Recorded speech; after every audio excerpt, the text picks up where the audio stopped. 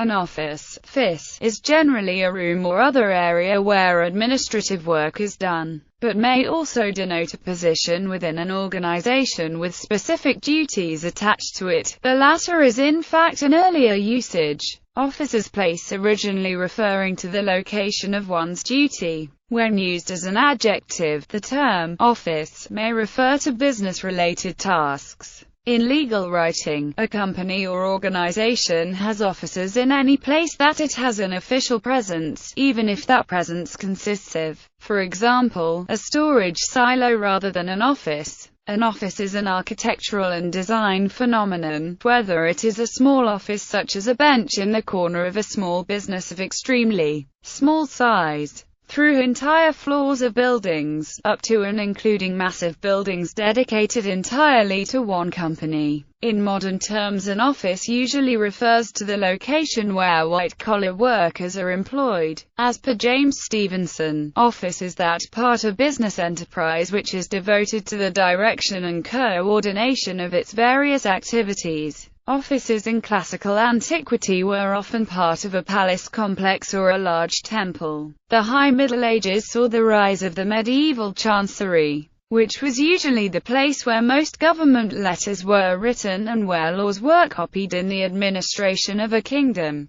With the growth of large, complex organizations in the 18th century, the first purpose-built office spaces were constructed. As the Industrial Revolution intensified in the 18th and 19th centuries, the industries of banking, rail, insurance, retail, petroleum, and telegraphy dramatically grew, and a large number of clerks were needed, and as a result more office space was required to house these activities. The time and motion study, pioneered in manufacturing by F. W. Taylor, led to the modern efficiency desk, with a flat top and drawers below, designed to allow managers an easy view of the workers. However, by the midpoint of the 20th century, it became apparent that an efficient office required discretion in the control of privacy, and gradually the cubicle system evolved. The main purpose of an office environment is to support its occupants in performing their job. Workspaces in an office are typically used for conventional office activities such as reading, writing and computer work. There are 9 generic types of workspace, each supporting different activities. In addition to individual cubicles, there are also meeting rooms, lounges, and spaces for support activities, such as photocopying and filing. Some offices also have a kitchen area where workers can make their lunches.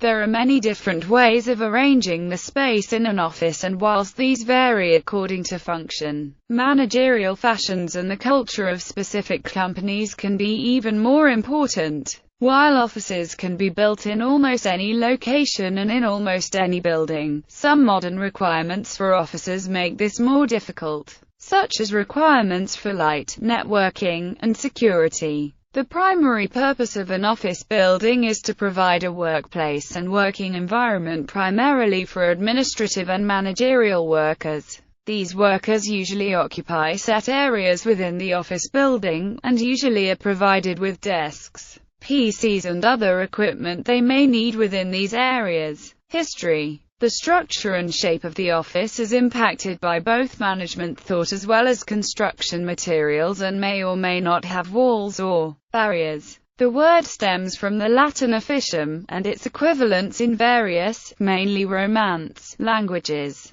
An officium was not necessarily a place, but rather an often mobile bureau, in the sense of a human staff or even the abstract notion of a formal position, such as a magistrature. The relatively elaborate Roman bureaucracy would not be equaled for centuries in the West after the fall of Rome, even partially reverting to illiteracy, while the East preserved a more sophisticated administrative culture, both under Byzantium and under Islam. Offices in classical antiquity were often part of a palace complex or a large temple. There was usually a room where scrolls were kept and scribes did their work. Ancient texts mentioning the work of scribes allude to the existence of such offices. These rooms are sometimes called libraries by some archaeologists and the general press because one often associates scrolls with literature. In fact, they were true offices since the scrolls were meant for record-keeping and other management functions such as treaties and edicts, and not for writing or keeping poetry or other works of fiction. Middle Ages. The High Middle Ages saw the rise of the medieval chancery, which was usually the place where most government letters were written and where laws were copied in the administration of a kingdom. The rooms of the chancery often had walls full of pigeonholes, constructed to hold rolled-up pieces of parchment for safekeeping or ready reference, a precursor to the bookshelf. The introduction of printing during the Renaissance did not change these early government offices much. Medieval illustrations, such as paintings or tapestries,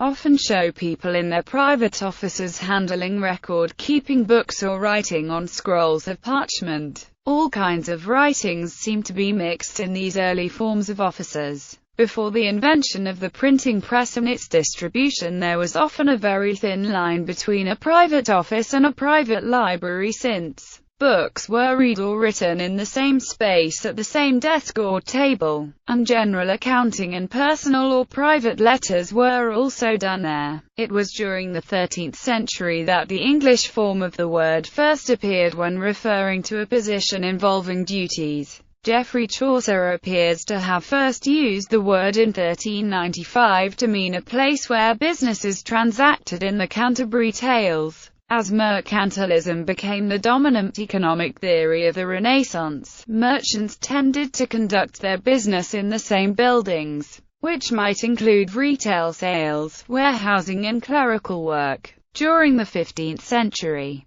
population density in many cities reached the point where standalone buildings were used by merchants to conduct their business, and there was a developing distinction between church, government, military and commerce uses for buildings. Emergence of the modern office with the growth of large, complex organizations such as the Royal Navy and the East India Company in the 18th century. The first purpose-built office spaces were constructed. The Old Admiralty was built in 1726 as a three-story U-shaped brick building and was the first purpose-built office building in Great Britain. As well as offices, the building housed a boardroom and apartments for the Lords of the Admiralty. In the 1770s, many scattered officers for the Royal Navy were gathered into Somerset House, the first block purpose-built for office work. The East India House was built in 1729 on Leadenhall Street as the headquarters from which the East India Company administered its Indian colonial possessions. The company developed a very complex bureaucracy for the task, which required thousands of office employees to process the necessary paperwork.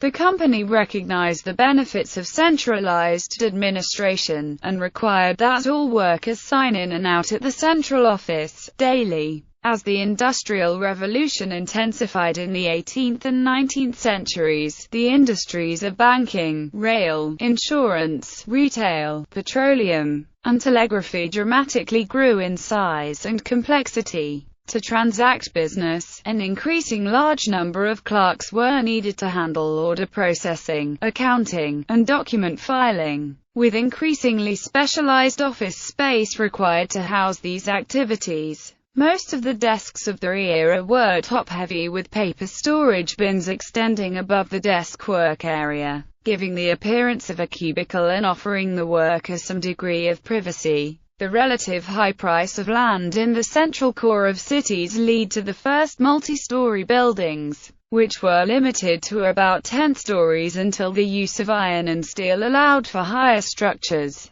The first purpose-built office block was the Brunswick Building, built in Liverpool in 1841. The invention of the safety elevator in 1852 by Elisha Otis saw the rapid escalation upward of buildings. By the end of the 19th century, Larger office buildings frequently contained large glass atriums to allow light into the complex and improve air circulation. 20th century. By 1906, Sears, Roebuck & Co. had opened their mail order and headquarters operation in a 3 million square foot building in Chicago. At the time the largest building in the world. The time and motion study, pioneered in manufacturing by F.W. Taylor and later applied to the office environment by Frank and Lillian Gilbreth, led to the idea that managers needed to play an active role in directing the work of subordinates in order to increase the efficiency of the workplace. F.W. Taylor advocated the use of large, open floor plans, and desks that faced supervisors. As a result, in 1915, the Equitable Life Insurance Company in New York City introduced the modern efficiency desk, with a flat top and drawers below, designed to allow managers an easy view of the workers. This led to a demand for a large square footage per floor in buildings, and a return to the open spaces that were seen in pre-industrial revolution buildings. However, by the midpoint of the 20th century, it became apparent that an efficient office required discretion in the control of privacy, which is needed to combat tedium linked to poor productivity, and to encourage creativity. In 1964, the Herman Miller Company engaged Robert Probst, a prolific industrial designer, who came up with the concept of the action office, which later evolved into the cubicle office furniture system. Office spaces, with different people performing different tasks and activities. However, it is not always easy to select the right office spaces. To aid decision-making in workplace and office design, one can distinguish three different types of office spaces: workspaces, meeting spaces, and support spaces. For new or developing businesses, remote satellite offices and project rooms, serviced offices can provide a simple solution and provide all of the former types of space. Workspaces in an office are typically used for conventional office activities such as reading, writing, and computer work. There are 9 generic types of workspace, each supporting different activities: open office, team space, cubicle, open office, an open workspace for more than 10 people, suitable for activities which demand frequent communication or routine activities which need relatively little concentration. Team space, a semi-enclosed workspace for 2 to 8 people, suitable for teamwork which demands frequent internal communication and a medium level of concentration. Cubicle, a semi-enclosed workspace for 1 person, suitable for activities which demand medium concentration and medium interaction. Private office, shared office,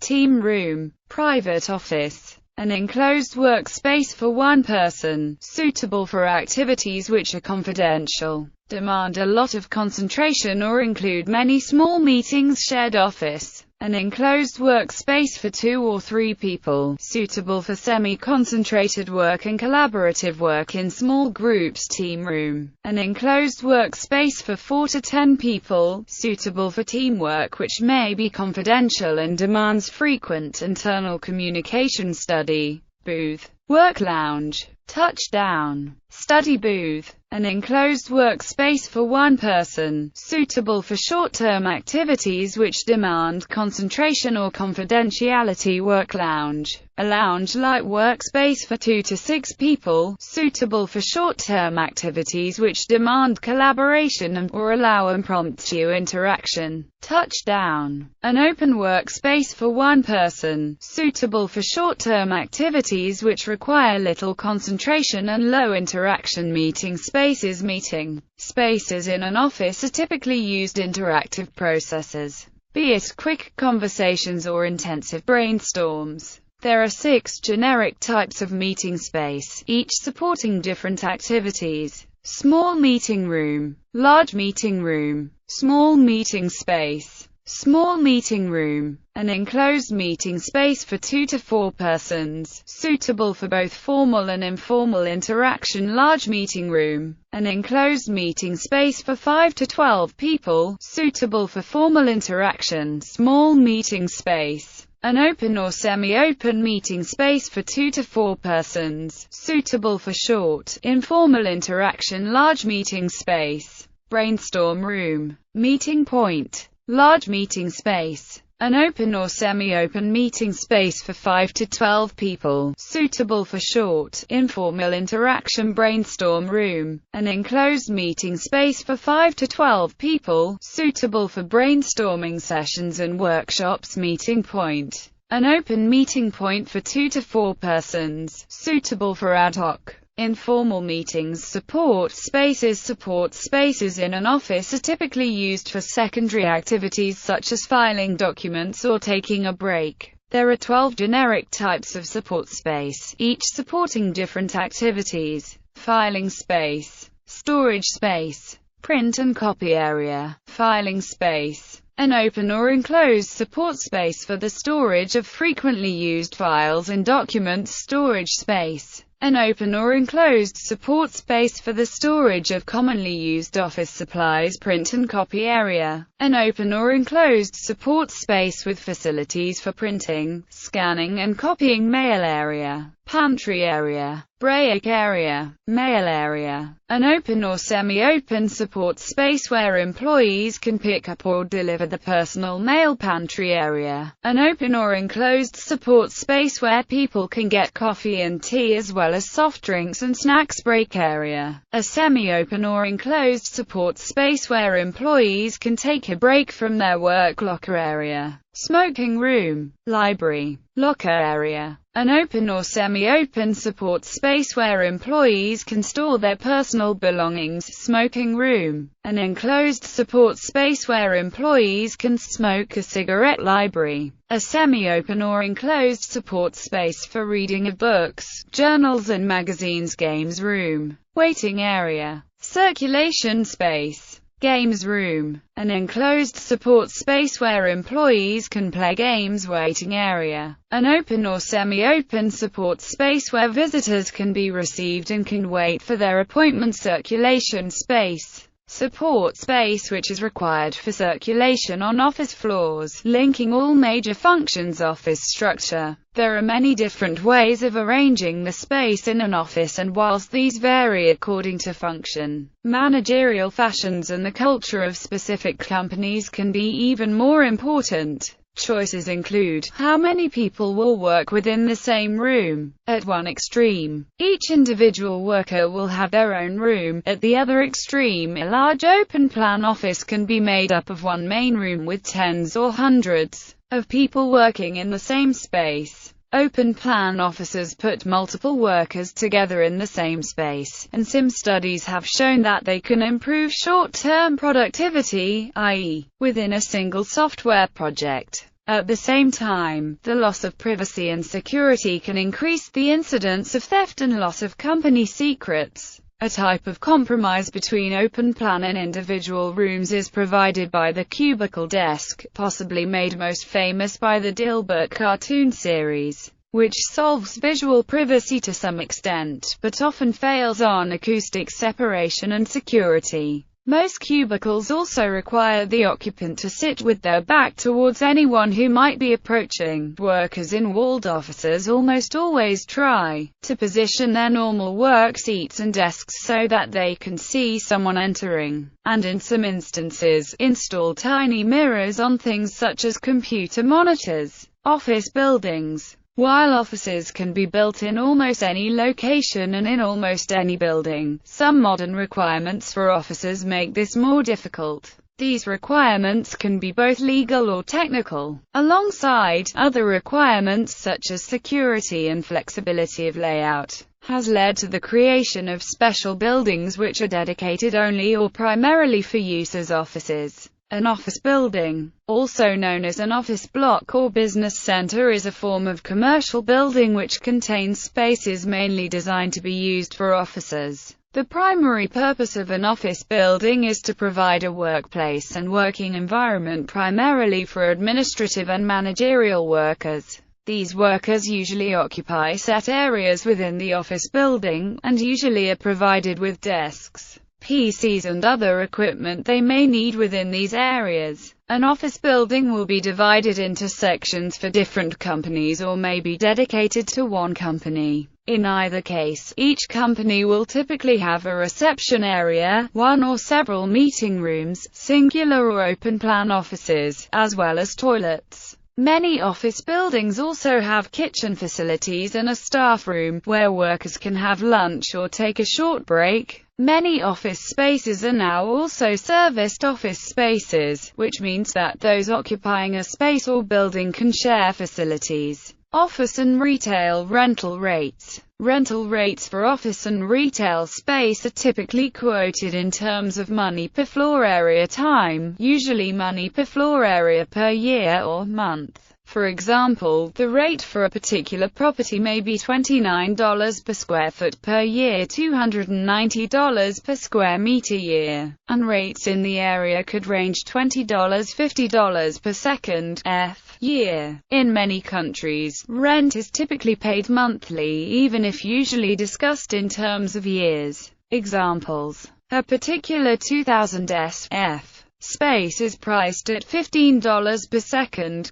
year equals times equals $2,500 per month. A 200 square meters space priced at $150 per square meter equals times equals $2,500 per month. In a gross lease, the rate quoted is an all-inclusive rate. One pays a set amount of rent per time and the landlord is responsible for all other expenses such as costs of utilities, taxes, insurance, maintenance, and repairs. The triple net lease is one in which the tenant is liable for a share of various expenses such as property taxes, insurance, maintenance, utilities, climate control, repairs, janitorial services and landscaping. Office rents in the United States are still recovering from the high vacancy rates that occurred in the wake of the 2008 Depression.